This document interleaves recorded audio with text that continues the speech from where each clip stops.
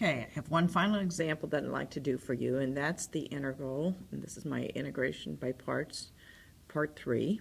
That's the integral of inverse sine of x dx from 0 to 1.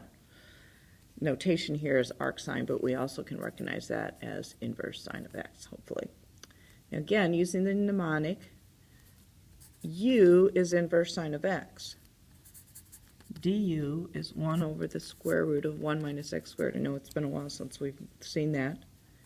This is all that's remaining, so dv is equal to dx, which makes v equal to x.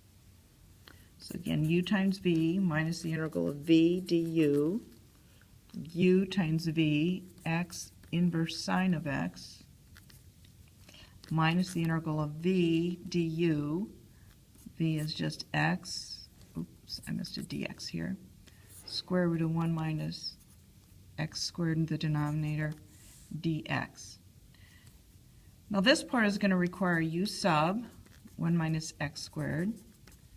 Du is equal to negative 2x dx, or du negative 2 is x dx. Right there, there's my du.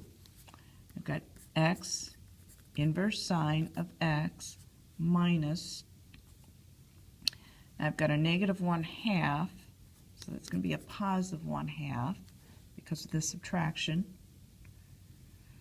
My du is x dx,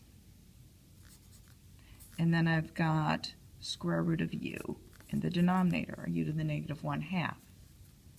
So x inverse sine of x plus 1/2, that's going to be power rules, that's u to the 1/2 divided by 1/2 or multiplied by 2. Those cancel.